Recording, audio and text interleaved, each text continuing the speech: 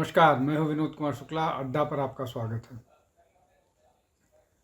नवंबर में बिहार के विधानसभा चुनाव होने हैं।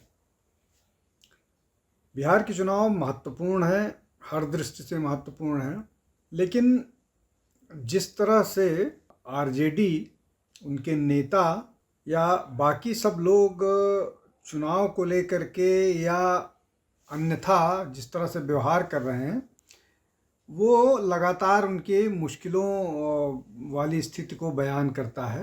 अभी राष्ट्रीय जनता दल में आपस के जो कॉन्ट्राडिक्शंस हैं उसको समझने की कोशिश करते हैं। उसके बाद जो गठबंधन की मुश्किलें हैं उसको समझने की कोशिश करते हैं। उसके बाद इस बात को समझेंगे कि क्या वो मुकाबले के लिए तैयार हैं। अभी पिछले अगर 6 महीने की बात करें तो जो लालू के साले लोग हैं, उनमें से लगातार एक के बाद एक कुछ इस तरह की बातें निकल करके आ रही थी जो यादव परिवार है उसको एम्बैरस करने वाले थे। जैसे गांधी यादव परिवार के साले या लालू प्रसाद यादव के साले ने तेजस्वी यादव की शादी को लेकर के बयान दिया था कि यादव समुदाय उसको स्वीकार नहीं करेगा और एक बड़ा वोट बैंक उनसे खिसकेगा। उसके बाद एक और उनके साले ने ये बोला कि किस तरह से भ्रष्टाचार में लिप्त रहा है यादव परिवार, चाहे वो राबड़ी का समय रहा हो, चाहे लालू प्रसाद का समय रहा हो। उसके समय में उन्होंने उदाहरण बाकायदा दिए कि किस तरह से गाड़ियाँ शोरूम से मंगाई जाती थी, फर्नीचर शोरूम से फर्नीचर्स मंगाए जाते थे यादव परिवार की शादियों के लिए। अभी 11 तारीख को या जो है पूरा का पूरा यादव परिवार का 5 लोगों को अदालत से जमानत लेनी पड़ी, जिसमें लैंड फॉर जॉब वाले मामले में। तो जो बात लालू के साले कह रहे थे वो यहाँ बात आगे बढ़ रही है। कल जो है एक और बखेड़ा खड़ा हो गया सोशल मीडिया पर, जिस तरह से तेज प्रताप ने एक पुलिस वाले को बोला कि तुम ठुमका लगाओ नहीं तो तुमको सस्पेंड कर दिया जाएगा। हालांकि जो लालू प्रसाद के बड़े सुपुत्र हैं उनका जो व्यवहार होता है वो बड़ा ही कॉमिक टाइप, बचकाना टाइप होता है। वो कई मामले में लगता नहीं है कि वो बहुत संजीदा हैं या बहुत मैच्योर नज़र आते हैं। वो इस तरह की बात करते रहते हैं, लेकिन पूर्व मंत्री हैं, बिहार सरकार के एमएलए हैं अभी, तो जो उनका व्यवहार था वो निश्चित तौर पर अशोभनीय था, किसी भी एमएलए के लिए अनुचित था। किसी वर्दी वाले को आप इस तरह से बात कर रहे हैं। तो दो बड़े फैक्टर हो गए। एक ये कि जो किसी ज़माने में कॉन्फिडेंट हुआ करते थे सारे के सारे, चाहे साधु यादव हों चाहे दूसरे साले हों, ये दोनों अब कुछ न कुछ लालू प्रसाद के खिलाफ बोलते हुए नज़र आ रहे हैं। एक ये फैक्टर हो गया। दूसरा फैक्टर हो गया कि तेज प्रताप जो है वो अनाप शनाप बात करते रहते हैं, जिससे उनको कोई सीरियसली लेता नहीं, और कितना सीरियसली लेगा वो नहीं है। तीसरा फैक्टर है कि लालू प्रसाद के दोनों बच्चों के बीच में राइवलरी है। दोनों की अपनी अपनी रस्साकसी चलती रहती है। तेजस्वी को उत्तराधिकारी लालू प्रसाद ने बना दिया है, लेकिन तेज प्रताप जो है वो अपने दावेदारी करते रहते हैं। अब इन सब के बीच एक बड़ा फैक्टर है कि मीसा भारती भी अपने आप को उस रेस में अब मानती हैं कि अगर ये दो लोग मुख्यमंत्री पद के दावेदार हो सकते हैं तो मैं क्यों नहीं हो सकती। इन पर तो कोई डिग्री भी नहीं है। मीसा भारती के पास कम से कम कहने के लिए तो डिग्री है, जिस तरह से भी है, लेकिन डिग्री है उनके पास। लालू के दोनों लड़के, कोई 9 पास है, कोई 5वीं पास है। तो वो भी अपने आप को अपने लिए एक एम्बिशन नर्चर कर रही हैं, जिसमें वो भी अपने आप को मुख्यमंत्री पद की दावेदार मानते हैं। ये दूसरा फैक्टर हो गया कि परिवार के 3 लोग मुख्यमंत्री पद के लिए अपना एम्बिशन नर्चर कर रहे हैं।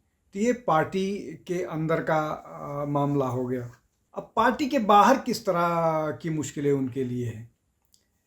जिस तरह की बयानबाजी आ रही है, लालू प्रसाद ने जिस तरह की बात कही एंटी हिंदू या कुंभ के बारे में, कि जो कुंभ है वो बकवास है, ये इन सब का जो है ना वो मैसेज अच्छा नहीं जाएगा। इसलिए कि बिहार में इन सब को लेकर के लोग संजीदा हैं। उस पर आप चुप्पी साध के रखिए, वो अलग बात है, लेकिन जब अगर आप उसके खिलाफ बयान दीजिएगा तो मुश्किल होगा।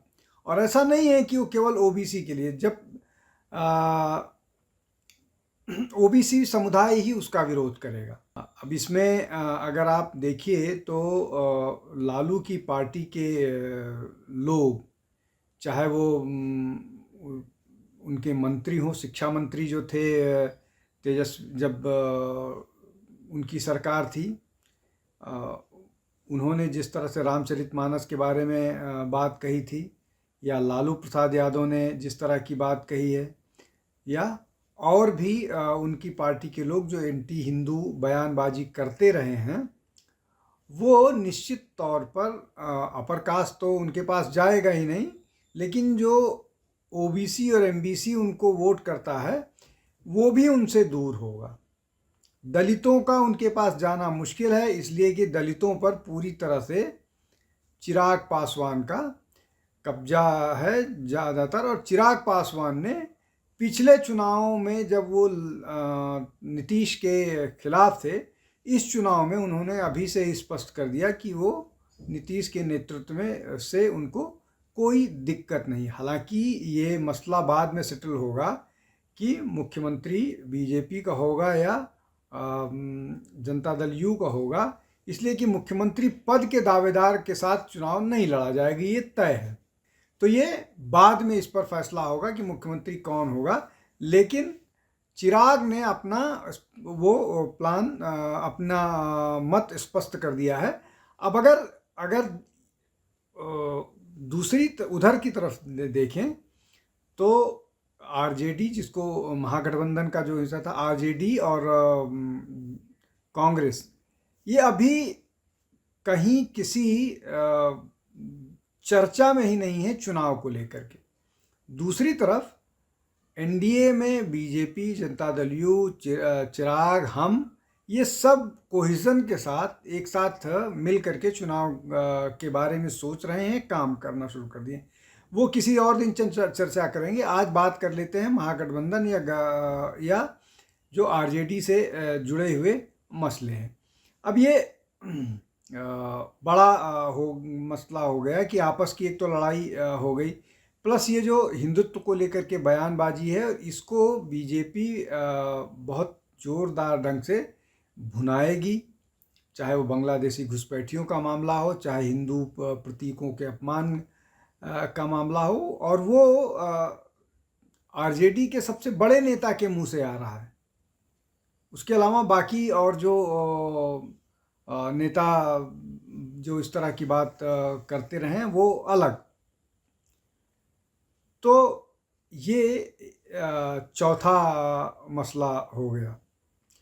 पांचवा मसला जो है वो है कि जिस तरह से प्रशांत किशोर इस चुनाव में सक्रिय हुए हैं, और अगर उन्होंने इस चुनाव को त्रिकोणीय बना दिया तो निश्चित तौर पर जो नाराज वोटर्स हैं, जो सरकार से नाराज वोटर्स हैं, उनका बंटवारा हो जाएगा। अगर सरकार से नाराज वोटर्स का बंटवारा हो गया, वो कुछ वोट महागठबंधन को चला गया और कुछ वोट जो है वो प्रशांत किशोर को चला गया, तो एनडीए को हरा पाना लगभग असंभव हो जाएगा। वो इसलिए असंभव हो जाएगा कि कहीं से भी आज के दिन पे भी कोई नाराजगी नहीं नज़र आ रही है।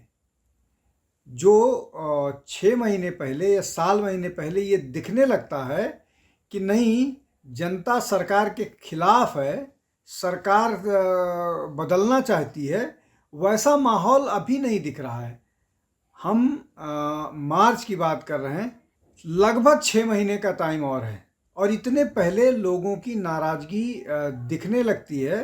विपक्ष सक्रिय रहता है, लोगों को समझाने की कोशिश में रहता है कि सरकार को बदलना है। उस तरह की नाराज़गी कहीं नहीं दिख रही है। उल्टे विपक्ष के बहुत सारे बयानों पर, विपक्ष की बहुत सारे बातों को लेकर के जो है जनता की नाराज़गी है। तो कुल मिलाकर के ये जो जिन सारे उसकी बातें कर रहे हैं, मैंने की, जिन सारे विषयों को मैंने उठाया, वो कुल मिलाकर के सरकार से ज़्यादा विपक्ष पर प्रश्न कर रहे हैं। जबकि चुनाव के समय, जब चुनाव 6 महीने बाद रह गए हों, तो ये सारे प्रश्न जो हैं वो सत्ता पक्ष के लिए आने चाहिए, लेकिन ऐसा नहीं हो रहा है। और इसी को आरजेडी की आप नाकामयाबी या महागठबंधन की नाकामयाबी कह सकते हैं। राहुल गांधी अभी कहीं सीन में ही नहीं है, और जब आएंगे तो घूम फिर करके वो वही बात करेंगे जो उनका पुराना राग है, वही आलापेंगे, और उससे कुछ हासिल अब तक तो हुआ नहीं है। बिहार में भी देखेंगे क्या होता है क्या नहीं होता है। आज के लिए बस इतना ही। आप हमारे साथ जुड़ते रहिए, हमारे चैनल को लाइक कीजिए, हमारे वीडियोस को शेयर कीजिए, सब्सक्राइब कीजिए हमारे चैनल को। बहुत बहुत धन्यवाद। नमस्कार।